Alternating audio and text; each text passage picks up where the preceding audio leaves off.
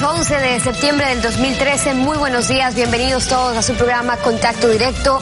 Hoy estaremos con Lourdes Tibán, asambleísta nacional de Pachacutic, miembro de la Comisión de Derechos Colectivos. ¿Es viable la explotación petrolera en zonas intangibles e irreductibles? También Luis Fernando Torres, asambleísta de la Alianza Cambio PSC, creo, miembro de la Comisión de Justicia. El delito de etnocidio si se viola zonas intangibles e irreductibles. Y además estaremos conversando con Javier Zavala, jurista, sobre la penalización de las injurias por Internet. Habrá una vía de 10 metros de ancho para la explotación del ITT, según informó la Comisión de Biodiversidad del ministro de Recursos Naturales No Renovables, Pedro Merizalde. Por su parte, y la presidenta de la Asamblea Nacional, Gabriela Rivadeneira, insistió en que si durante la explotación petrolera en el Yasuní hay avistamientos de los no contactados, se paralizarán los trabajos. Durante una extensa defensa oficial de las supuestas ventajas de explotar petróleo del Yasuní, el ministro de Recursos Naturales, Pedro Merizalde, anunció que entre los bloques ITT habrá una vía de 30 kilómetros de largo y 10 metros de ancho. Según el ministro, 6 de esos 10 metros ocupará el nuevo sistema de extracción, 4 para supervisión. Esos 6 metros tienen que ser posteriormente revegetados. Él y sus colegas de ambiente, de sectores estratégicos y el gerente de Petroamazonas expusieron así ante la Comisión Legislativa de Biodiversidad, que alista su informe para explotar en el Yasuní. El ministro Poveda precisó que los trabajos serán monitoreados con fibra óptica, entre otros avances tecnológicos de esta operación. Toda la infraestructura será subterránea. Todos los oleoductos serán subterráneos. Para el gerente de Petroamazonas, Osvaldo Madrid, la exploración en el Yasuní data de 1948 y sumados los bloques 31 y 43, el rédito económico alcanzará los 23.000 millones de dólares. Los legisladores gobiernistas agradecieron el informe. A las preguntas de dos opositores, los funcionarios retomaron sus explicaciones iniciales. La presidenta de la Asamblea advirtió que si en los bloques a explotar hay nativos, esta se paraliza. Así será la resolución. Suspender o paralizar la actividad de explotación hasta no garantizar los absolutos derechos de los pueblos en aislamiento. Con el inminente informe de esta comisión legislativa, el plenario entrará a debatir y votar su resolución. La presidenta Rivadeneira ofreció que el asunto se liquidará antes de noviembre, hasta octubre próximo. El jueves 15 de agosto, el presidente de la República, Rafael Correa, anunció la liquidación del Plan A de no explotar el ITT. 2 días después, en la cadena sabatina del 17 de agosto, el primer mandatario y el gerente de Petroamazonas, Osvaldo Madrid, explicaron la operación que se implementaría para explotar en los bloques petroleros del ITT y allí desmentían publicaciones que informaban sobre la construcción de una carretera. Lo hicieron en los siguientes términos. La gran parte de los equipos se transportarán vía Napo y será helitransportado. Es correcto, señor presidente. La tubería será enterrada, será después cubierta por la misma selva. ¿Habrá que hacer algún carretero dentro del área protegida? Es muy improbable que pase eso. Y ya están mintiendo. Sí. Ya me están mintiendo que se van a hacer carreteras en el área protegida. ¿Ok? Muchas gracias, Osvaldo. En principio no se van a hacer esas carreteras. El transporte será a través del río Napo, será helitransportado. La actualidad, los protagonistas, el análisis y la información en Contacto Directo. ¿Qué tal, Alfredo? Buenos días, ¿cómo te va? Muy bien, Estefi, buenos días. Buenos días con todos. Asambleísta Lourdes Tibán, miembro de la Comisión Especializada de Derechos Colectivos. Buenos días, bienvenida a Contacto Directo. Muy buenos días, muchísimas gracias por la invitación. En las conclusiones y recomendaciones del informe de la Comisión de Derechos Colectivos a la Comisión de Biodiversidad, página 18, destaca que se considera fundamental la obligación del Estado para garantizar la protección de los pueblos en aislamiento voluntario, la intangibilidad e irreductibilidad de la zona. La conservación de esta zona asegura, dice, el mantenimiento de sus formas de vida. En consecuencia, le pregunto yo, ¿debería la Asamblea excluir de la explotación petrolera Ixpingo, que se encuentra en el corazón de la zona intangible? No solamente Ixpingo, nosotros hablamos de los tres, del cual compone, cómo está compuesto el proyecto Yasuní. El Yasuní no solamente Ixpingo. Cuando el presidente dijo hace meses que va a comenzar a explotar el bloque 31, Él dijo en varias cadenas nacionales que no va a topar el corazón, que es el ITT. De manera que hablamos de Ixpingo, Tambococha, Tiputine, de esos tres. Ahora, el presidente dice que en el bloque 31, cuando comenzó con el bloque 31, en principio, claro, todo es en principio, después termina barriendo con todo, es prácticamente la demencia revolucionaria de este gobierno que ofrece una cosa antes y después va borrando. En principio dijo que el petróleo quedaría bajo tierra, hoy dice que no. En principio, acaba de decir, no se van a abrir carreteras, resulta que ya están abiertas. En el bloque 31 se ha evidenciado con los asambleístas que viajaron la semana pasada, trajeron fotografías, está abierto carreteras. De manera que en principio, finalmente, la Comisión de Derechos Colectivos, claro que hace toda una narración de los derechos constitucionales, de los instrumentos internacionales, pero al final, si tan solo respetaran este párrafo que usted acaba de citar, la comisión estaría diciendo no topar el Yasuní conforme al artículo 57 y parte final de la Constitución. Ahí dice, como regla general, como prohibición, las tierras ancestrales de los pueblos indígenas son intangibles, es decir, no se pueden tocar. Hasta ahí debería quedar el informe, pero más abajo sigue y dice que finalmente lo que está cayendo es en simples recomendaciones. Ahora, pero Gina Godoy, vicepresidenta de la Comisión de Justicia, ayer en Contacto Directo señaló lo siguiente al respecto, veamos. Y es la voluntad del bloque de Alianza País de mantener el área de Ixpingo por fuera de la posibilidad de explotar el recurso. Esta intención y esta voluntad también se ve cobijada en el informe que elaboramos en la Mesa de Justicia, también en el informe elaborado por la Mesa de Pueblos y Comunidades, la mesa que preside la compañera Sobeida Gudiño. Está dicho así de manera expresa. Decimos que el área intangible no puede ser justamente una área a la que se la pueda ni siquiera explorar y menos explotar. O sea, esto se refiere básicamente a que el famoso plan B era sin Ixpingo, por eso es que yo me refiero solo a Ixpingo. Usted se refiere, digamos, al ITT en completo. Entonces, ¿cuál es su comentario sobre esta afirmación de Gina Godoy? Igual, habla de la posibilidad de no explotar. Siempre están manejando. Después van a sacar un video diciendo, yo hablé de posibilidad, pero esa posibilidad no se ha dado, de manera que finalmente terminarán con el ITT. Ese era el proyecto. Si el presidente de la República 6 años atrás hubiera dicho, vamos a dejar bajo tierra el territorio que comprende Ixpingo, hoy no estaríamos de pronto hablando del proyecto Yasuní, estaríamos hablando de Ixpingo, pero hoy nosotros, mucho más allá de todo ese discurso que se ha dado en el tema de los pueblos no contactados, y viene un ministro iluminado y dice que cuando él se ha ido a la Amazonía, creo que sobrevolando, no le han salido a decir así, hey, aquí estamos, queremos ser contactados.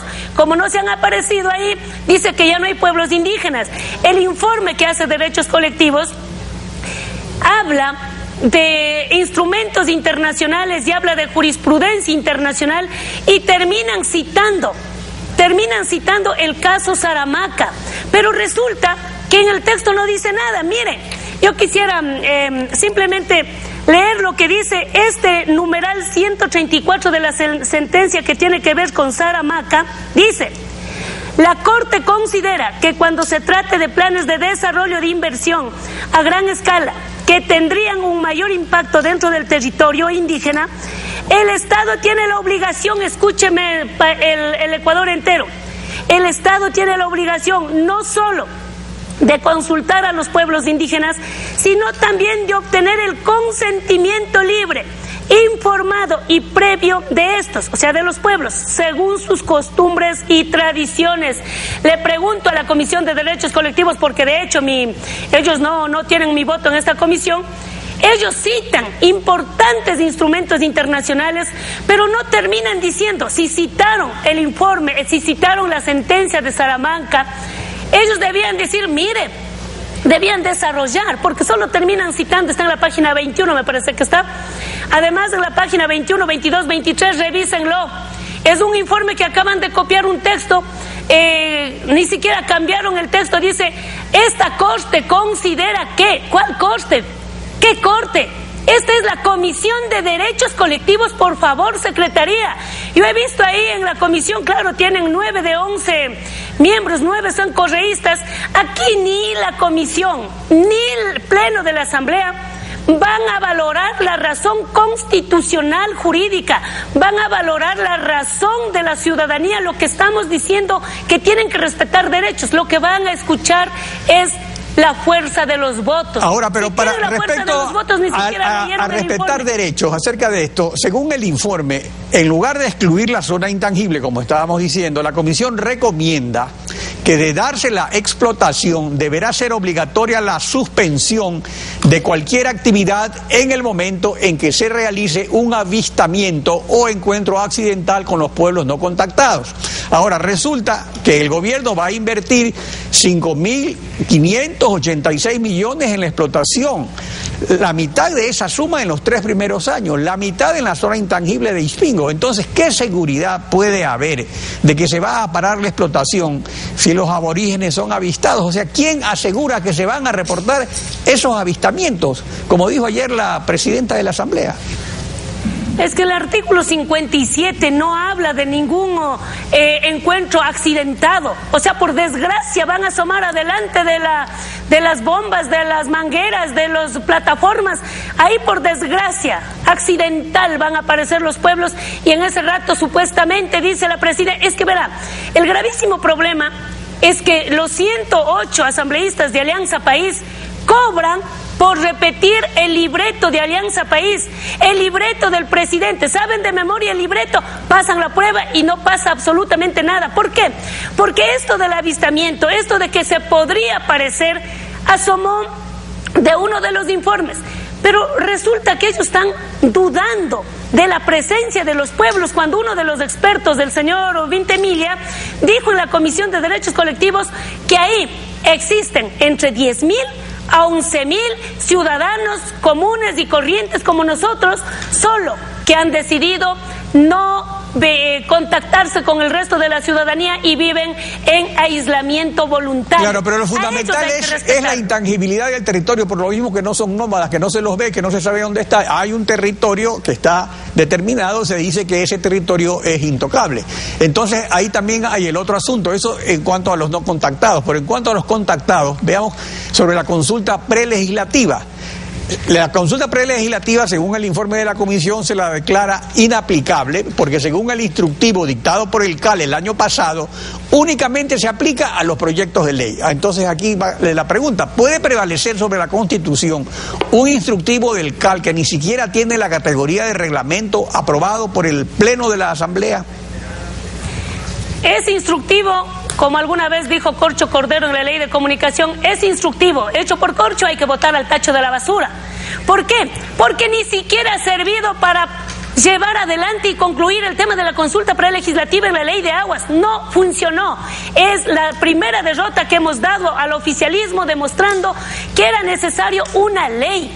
Una ley, ahí está con el informe de Lourdes Tibán, una ley de consulta, pero para joder a la Comisión de Derechos Colectivos en el anterior periodo hicieron otra comisión, la de Justicia, que maneje 2 comisiones tratando la ley de consulta. Ni la una ni la otra dan paso. Ahora, si el instructivo se va al tacho de la basura, nosotros sí creemos que la Constitución, el artículo 57, numeral 17, no puede ir al tacho de la basura, y ahí viene el error de la comisión en el informe, que dice que como este es un acto administrativo de la Asamblea, el pedido del presidente no constituye, dice el informe, no constituye acto legislativo, por lo tanto, no puede ir a consulta prelegislativa.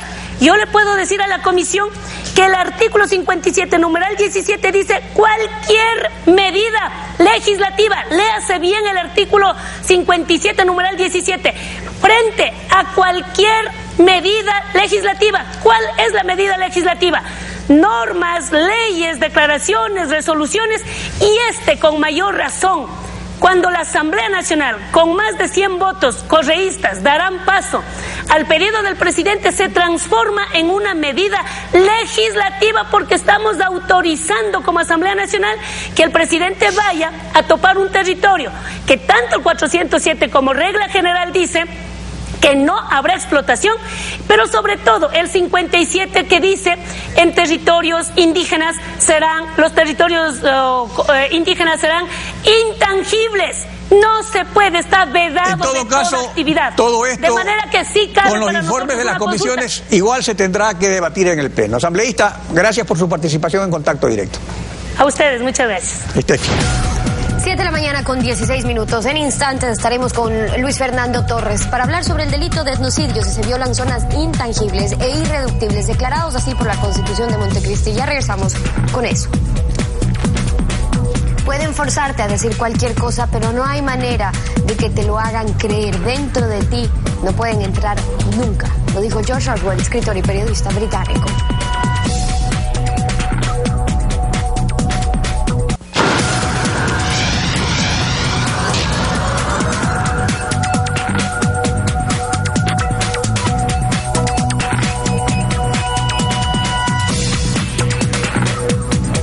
Luis Fernando Torres, miembro de la Comisión de Justicia, bienvenido, gracias por estar con nosotros. Buenos días, muchísimas gracias por esta invitación. Usted firmó el informe que envió su comisión a la de biodiversidad. ¿Usted está de acuerdo con que se apruebe el informe y la solicitud sobre la declaratoria de interés para explotar? Yo no firmé el informe, voté en contra por varias razones. El verdadero contrato social es un contrato entre generaciones, la de ahora y la de mañana.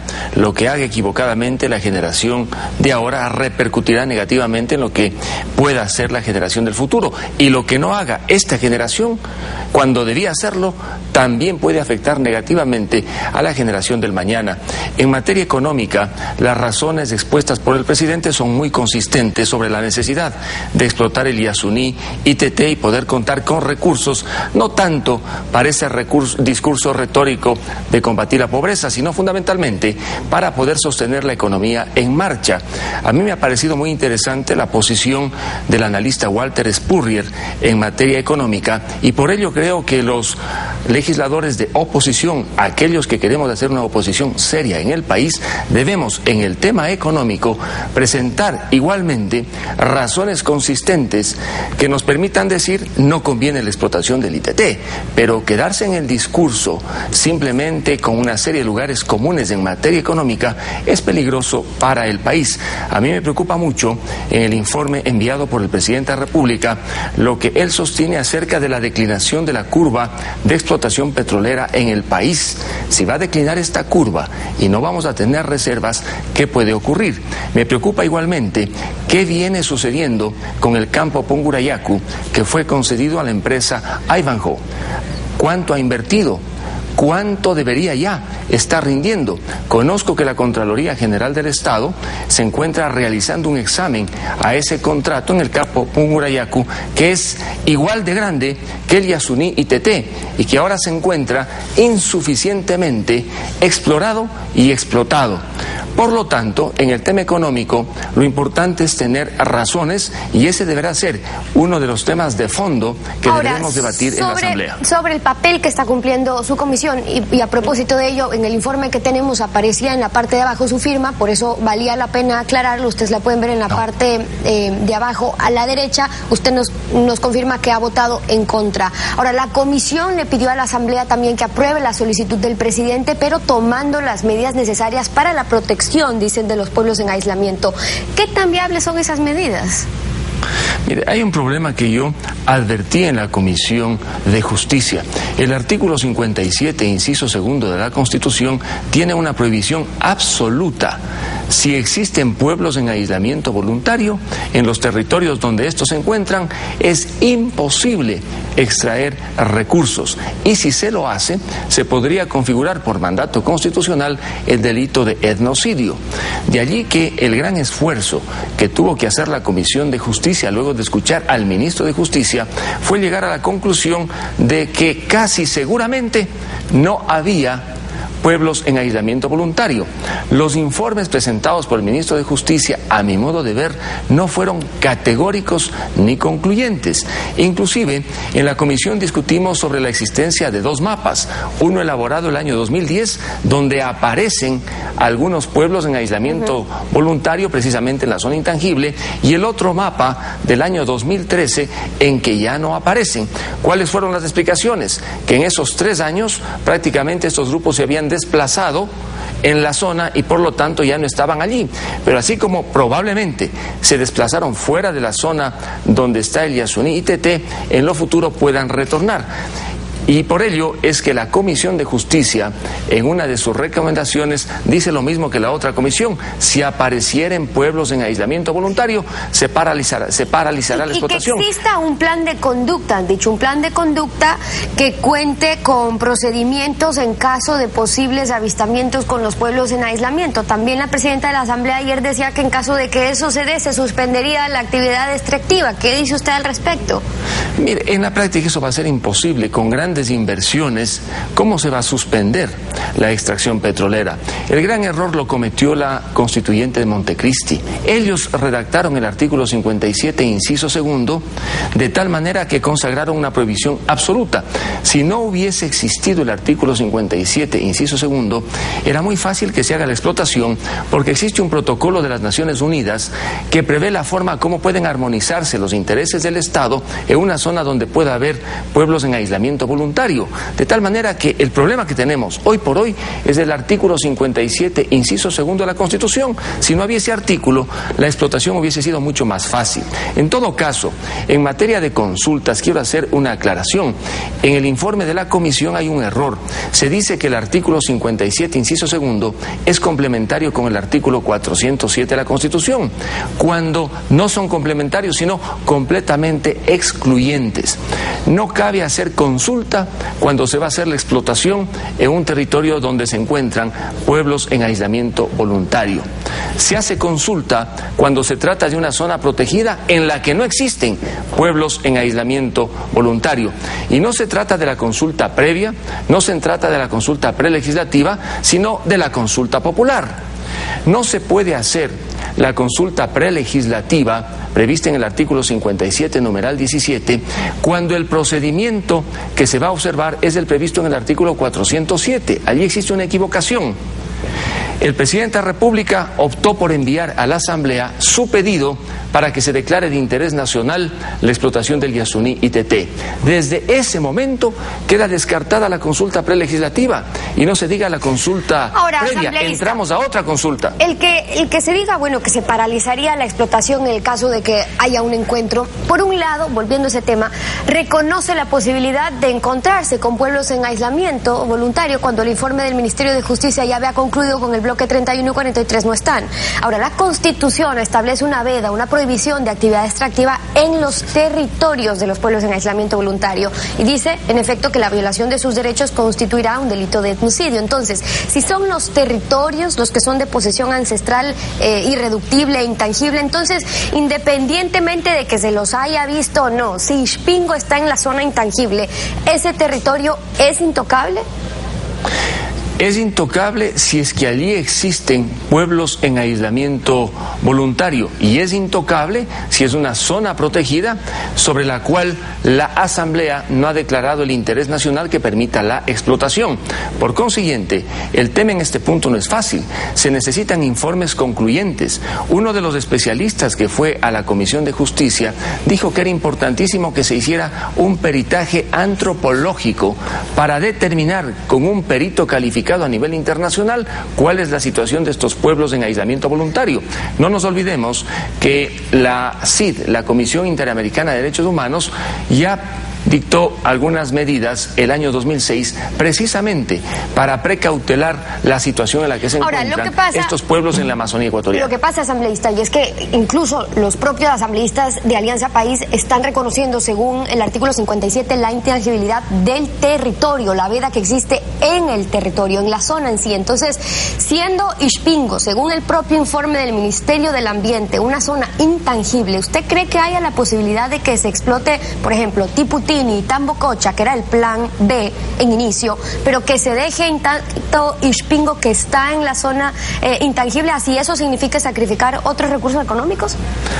Si es que allí existen pueblos en aislamiento voluntario, no puede explotarse el recurso petrolero. El artículo 57 es clarísimo, concluyente, tiene una prohibición absoluta, pero la condición, repito una vez más, es que allí existan pueblos en aislamiento voluntario. Y de los informes que hemos recibido y de los informes que han elaborado las comisiones, existen dudas. Parecería que sí existen, parecería que no existen. Y frente a esa duda, indudablemente que no se puede concluir que no existen.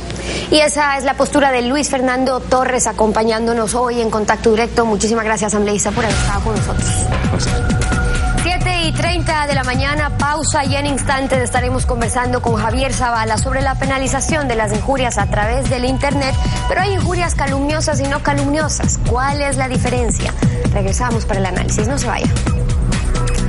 Puedes engañar a todo el mundo algún tiempo, puedes engañar a algunos todo el tiempo, pero no puedes engañar a todo el mundo todo el tiempo. Lo dijo Abraham Lincoln, presidente de Estados Unidos.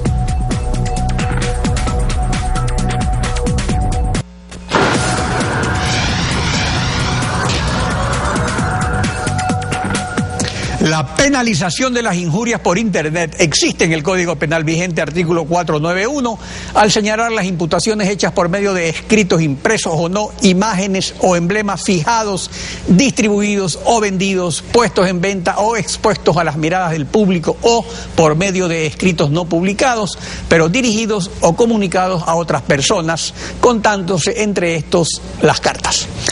Preocupa, sin embargo, la forma en que se lo quiera hacer en el nuevo Código Integral Penal. Javier Zavala, EGAS, penalista, buenos días, bienvenido a Contacto Directo. Gracias, buenos días, Alfredo. La Ley Orgánica de Comunicación, porque ese es el otro, para poner bien el contexto, en su artículo 4, sobre contenidos personales en Internet dispone, dice, esta ley no regula la información u opinión que de modo personal se emita a través de Internet. Ahora, esta disposición no excluye las acciones penales o civiles a las que haya lugar por las infracciones a otras leyes que se cometan a través de Internet. Ahora, Internet, sin embargo, se ha convertido para algunos en un medio de difusión de hojas volantes y pasquines. ¿Esto debe ser penalizado? Técnicamente no habría ninguna diferencia entre una injuria por Internet o por una plataforma o red social de lo que pudiera darse a través de la televisión. ¿A qué me quiero referir? A que lo que agrava la responsabilidad dentro de las injurias es la mayor o menor difusión de estas. ¿Por qué? Porque se entiende que a mayor difusión, más lesión al honor, más descrédito sobre esa persona. Y lo que se pretende proteger es justamente su honra o su honor o su buen nombre. Por lo tanto, técnicamente una injuria por Internet no es novedoso. Lo novedoso es el instrumento o la red social de la cual se sirve. Ahora, el problema también estriba en que en el proyecto de Código Integral Penal plantea la despenalización de la injuria no calumniosa. Esto es cuando no se imputa un delito. Entonces, si esto es así, por ejemplo, los agravios contra la honra de las personas que circulan por Internet dejarán también de ser una infracción penal, pues sí. O sea, el problema está en que la tendencia, y esto es real, la tendencia mundial es a despenalizar o decriminalizar la injuria no calumniosa. ¿Por qué? Porque la consideran más que nada propia o propicia para una responsabilidad civil y no una responsabilidad penal. Esto en el fondo conlleva la creencia de que el honor, ojo, el honor en un Estado o en una sociedad no necesita una protección penal especial, basta la civil, que se reduce a una simple indemnización. Entonces, el Estado ecuatoriano estaría proclamando ante el mundo que el honor es un bien depreciado o es un bien subvaluado el momento que la injuria no calumniosa sale del espectro penal. Esto es importante. Bueno, pero aquí lo que vemos por un lado es, digamos, un discurso del gobierno, especialmente del primer mandatario, en el sentido de privilegiar la honra como uno de los derechos humanos más importantes. Incluso se expulsó a la embajadora de Estados Unidos porque en Wikileaks, en un mensaje interno de la embajada, se hablaba de que a lo mejor hubiera conocido de que era corrupto el comandante de la policía, o luego hubo el juicio contra el Universo y así por el estilo. Entonces, si se le da por un lado tanta importancia importancia a la honra, cómo es que se despenalizan las injurias no calumniosas que van en desmedro o en descrédito, por ejemplo, del crédito de una persona, o sea, decirle todas las semanas, durante 6 años, todos los fines de semana, a los medios de comunicación que son corruptos. Por eso es que de fondo en el nuevo código lo que se consagra es una contradicción, porque inclusive fíjese usted que la calumnia o la difamación que constan en el nuevo código como figuras penales no están dentro de un capítulo o sección destinada a los delitos contra el honor, sino a los delitos contra la intimidad. Entonces usted ve la calumnia mezclada con el allanamiento, la calumnia mezclada con la divulgación de secretos, por un lado, y por otro lado, han eliminado todas las formas de calumniar. Es decir, antes la responsabilidad se agravaba en función de la forma o el tipo de conducta, si era delante de más de 10 personas, menos de 10 personas, si era privada, si era pública. Ahora no, ahora simplemente se ha criminalizado la falsa imputación de un delito, convirtiendo a este tipo penal en un tipo penal abierto. ¿Por qué? Porque de cualquier forma que se lo haga implicaría un delito con la misma pena. Entonces, como el proyecto de Código Integral Penal justamente únicamente penaliza la injuria calumniosa o falsa imputación de un delito, debería entenderse que el secretario jurídico de la Presidencia lo que busca es penalizar exclusivamente toda acusación o insinuación contra funcionarios públicos de que eventualmente hayan cometido un delito, o sea, eliminar cualquier tipo de referencia, de información, de lo que sea sobre ese tipo de actos. Pudiera ser, lo que yo sí creo es que debe incidirse, y yo creo que hacia allá va la orientación, en el sentido de que debería incidirse es en la prueba y en el procedimiento. ¿Por qué? Porque la injuria, tanto calumniosa como no calumniosa, es un delito de acción privada. Por lo tanto, el fiscal no interviene, simplemente es el acusador y el juez. El acusador solicita la prueba y el juez la concede. Pero no hay una investigación de la fiscalía, no hay una investigación de la policía judicial. Entonces, va a ser un procedimiento bastante dificultoso para el acusador particular frente al ofendido, probar la calumnia. Por otro lado, el problema sería también que estos núcleos de agravios por Internet, porque son organizados realmente por agentes o gobiernistas o antigobiernistas o anónimos, es lo que en la jerga de Internet se llaman los trolls, o sea que es una forma de pesca que se deja una carnada para desviar los debates, para comenzar a hacer discusiones intrascendentes, para injuriar, para calumniar, etc. De acuerdo a esta realidad, ¿sería una solución acorde con los instrumentos internacionales de derechos humanos que todas las injurias, calumniosas y no calumniosas, pasen a la jurisdicción civil?